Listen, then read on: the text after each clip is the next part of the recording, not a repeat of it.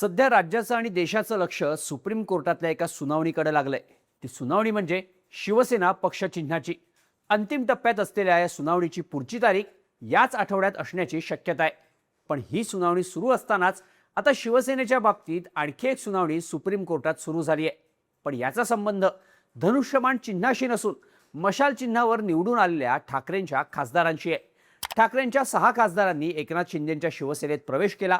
त्यानंतर लोकसभा अध्यक्ष ओम बिर्लांनी या 6 खासदारांच्या विलिनीकरणाला मान्यता दिली आणि हे खासदार अधिकृतरित्या शिंदेंच्या शिवसेनेचे खासदार झाले. पण ठाकरेंच्या शिवसेनेकडून लोकसभा अध्यक्षांच्या या निर्णयाला थेट सुप्रीम कोर्टात आव्हान देण्यात आलं आणि विलिनीकरणाचा हा निर्णय घटनात्मकदृष्ट्या चुकीचा असल्याचं म्हणत ठाकरेंच्या शिवसेनेनं सुप्रीम कोर्टात याचिका दाखल केली. याचबाबत सोमवारी सुप्रीम कोर्टात सुनावणी पार पडली. पण एकीकडे पक्ष चिन्हाबाबतची सुनावणी अंतिम टप्प्यात असताना आता ठाकरेंकडून शिंदेंकडे आलेल्या 6 खासदारांवर सुद्धा अपात्रतेची टांगती तलवार असल्याच्या चर्चा होत आहेत. यामागचं नक्की कारण काय? शिंदेंकडे आलेल्या 6 खासदारांच्या विलिनीकरणाला आव्हान देणारी ठाकरे गटाची याचिका आहे काय? त्यामुळे शिंदे आणि त्यांच्या खासदारांचं टेन्शन वाढल्याचं का म्हटलं जातंय? पाहूयात या व्हिडिओमधून. नमस्कार, मी शार्दूल आणि तुम्ही बघताय बोल व्हिडिओ. ठाकरेंचे 6 खासदार गळाला लावण्यासाठी उपमुख्यमंत्री एकनाथ शिंदेंनी ऑपरेशन टायगर राबवलं. हे ऑपरेशन यशस्वी झालं आणि 2024ला ठाकरेंच्या शिवसेनेच्या मशाल चिन्हावर निवडून आलेल्या 6 खासदारांनी शिंदेंच्या शिवसेनेत प्रवेश केला. 22 जून 2026ला संजय जाधव, संजय देशमुख, संजय दिना पाटील, ओमराजे निंबाळकर, भाऊसाहेब वागचौरे आणि नागेश पाटील आष्टीकर अशा 6 खासदारांनी एकनाथ शिंदेंच्या उपस्थितीत शिंदेंच्या शिवसेनेत प्रवेश केला. या 6ही खासदारांनी पक्षांतराच्या कारवाईपासून वाचण्यासाठी आधी लोकसभेत आपला एक वेगळा गट स्थापन केला. त्यानंतर या गटानं थेट शिंदेंच्या शिवसेनेत विलीन होण्याचा निर्णय घेतला. पक्षांतर बंदी कायद्यानुसार 2/3 खासदारांनी पक्षांतर करणं गरजेचं होतं. आता ठाकरेंचे लोकसभेत एकूण 9 खासदार होते, पण 6 खासदार फुटल्यामुळं 2/3ची अट पूर्ण होत होती. त्यामुळे या खासदारांना अपात्रतेची फारशी भीती नव्हती. या 6 खासदारांनी लोकसभा अध्यक्ष ओम बिर्ला यांच्याकडे गटाच्या विलिनीकरणाला मान्यता देण्याची प्रक्रिया सुरू करण्यासाठी अर्ज केला होता. यावर लोकसभेच्या पावसाळी अधिवेशनाच्या 2 दिवस आधी म्हणजेच 18 जुलैला लोकसभा अध्यक्ष ओम बिर्ला यांची परवानगी मिळाली. या खासदारांच्या गटाला शिंदेंच्या शिवसेनेत विलिनीकरणाला लोकसभा सचिवालयाकडून मान्यता देण्यात आली. लोकसभा सचिवालयाकडून जारी करण्यात आलेल्या सर्क्युलरमध्ये पार्टी पोझिशन इन लोकसभा असं सांगण्यात आलं. त्यामध्ये शिवसेना पक्षाचे गटनेते श्रीकांत शिंदे असा उल्लेख होता आणि त्यांच्यासोबत 13 खासदार आहेत असं स्पष्ट करण्यात आलं होतं. त्यामुळे हे 6 खासदार अधिकृतरित्या शिंदेंच्या शिवसेनेचे खासदार असल्यावर शिक्कामोर्तब झालं. पण लोकसभा अध्यक्षांनी विलिनीकरणाला दिलेल्या या मान्यतेविरोधात ठाकरेंच्या शिवसेनेचे खासदार अरविंद सावंत यांनी 21 जुलैला सुप्रीम कोर्टात एक रिट याचिका दाखल केली. विलिनीकरणाला मान्यता देण्याच्या लोकसभा अध्यक्षांच्या निर्णयाला अंतरिम स्थगिती देण्याची मागणी या याचिकेत करण्यात आली. लोकसभा सचिवालयानं घेतलेला हा निर्णय घटनाबाह्य आणि बेकायदेशीर असल्याचा दावा सावंत यांनी या याचिकेत केला. तसंच ज्या 6 खासदारांनी प्रतिस्पर्धी गटात प्रवेश केलाय त्यांना शिवसेना उद्धव बाळासाहेब ठाकरे पक्षाकडूनच उमेदवारी देण्यात आली होती. त्यांनी पक्षाचं हेच नाव आणि मशाल चिन्ह वापरून लोकसभा निवडणूक लढवली होती. संबंधित मतदारसंघांमधून या खासदारांचा विजय निश्चित करण्यासाठी आणि त्यांच्या प्रचारासाठी संपूर्ण पक्ष संघटना, कार्यकर्ते आणि नेतृत्वानं प्रचंड मेहनत घेतली आणि संसाधनं खर्ची घातली असंही सावंत यांनी आपल्या याचिकेत म्हटलंय. या 6 खासदारांच्या मतदारसंघांमधील मतदारांनी उद्धव ठाकरे यांची विचारधारा आणि नेतृत्वावर विश्वास दाखवला. 2024ची लोकसभा निवडणूक ही इतर गोष्टींबरोबरच एकनाथ शिंदे यांच्या नेतृत्वाखालील शिवसेनेनं पुरस्कृत केलेल्या उमेदवारांविरुद्ध लढली गेली. या निवडणुकीचा प्रचार बेकायदेशीर मार्गांनी आणि घटनाबाह्यरित्या घडवून आणलेल्या पक्षांतराद्वारे एकनाथ शिंदे यांनी बाळासाहेब ठाकरे यांचा वारसा बळकावल्याच्या मुद्द्याभोवती फिरत होता. संबंधित मतदारसंघांमधील मतदारांनी या उमेदवारांना निवडून देताना शिवसेना उबाठाचं नेतृत्व आणि संघटनेनं राबवलेल्या प्रचार मोहिमेला स्वीकारलं आणि त्यावर आपली मोहर उमटवली असंही अरविंद सावंत यांनी सुप्रीम कोर्टात दाखल केलेल्या याचिकेत म्हटलं होतं. अरविंद सावंत यांच्या या याचिकेवर 22 जुलैला न्यायमूर्ती PS नरसिंहा आणि न्यायमूर्ती आलोक आराधे यांच्या खंडपीठासमोर सुप्रीम कोर्टात सुनावणी झाली. यावेळी अरविंद सावंत यांच्या वतीनं बाजू मांडताना ज्येष्ठ वकील देवदत्त कामत यांनी काही गोष्टी कोर्टाच्या निदर्शनास आणून दिल्या.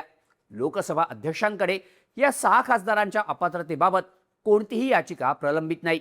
या खासदारांना अपात्र ठरवण्याची मागणी ठाकरेंच्या पक्षाकडून करण्यात आली नाही. त्यामुळे लोकसभा अध्यक्षांना 6 खासदारांच्या विलिनीकरणाला मंजुरी देणारा आदेश काढण्याची कोणतीही आवश्यकता नव्हती, असं अरविंद सावंत यांच्या बाजूने वकील देवदत्त कामत यांनी कोर्टात सांगितलं.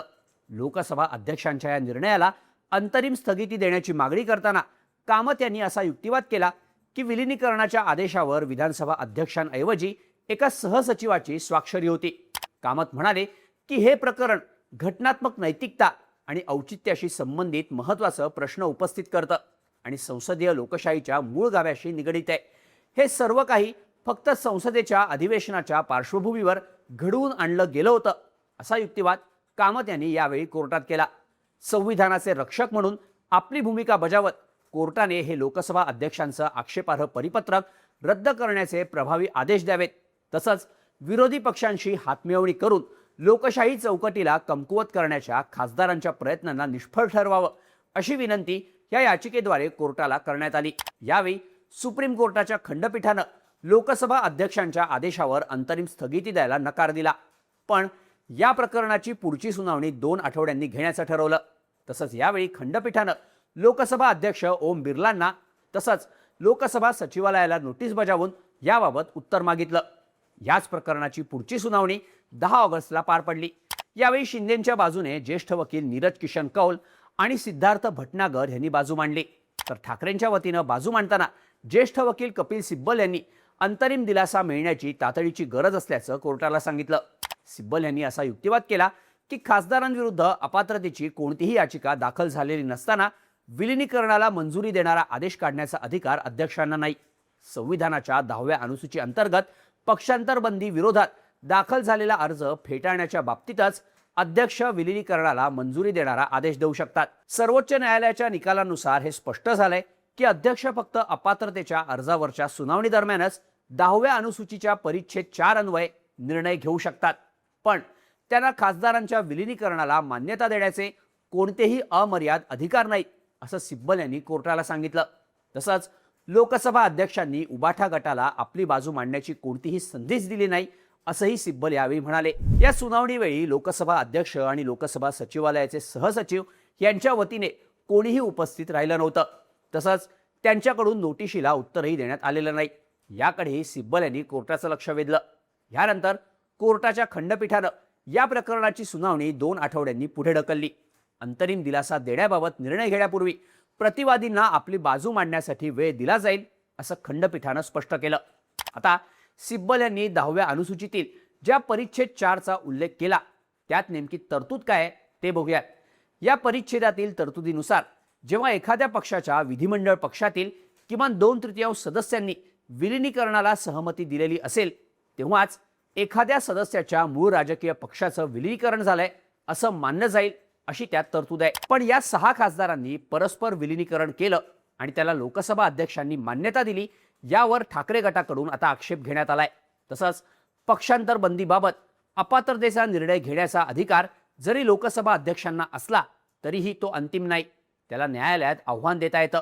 न्यायालय अध्यक्षांच्या निर्णयाची घटनात्मक वैधता, नैसर्गिक न्यायाचं उल्लंघन, अधिकार क्षेत्राचा अभाव, विकृती तपासून निर्णय देतं, अशी ही तरतूद पक्षांतर बंदीबाबत आहे. त्यामुळे आता सुप्रीम कोर्टाच्या पुढच्या सुनावणीत काय होणार?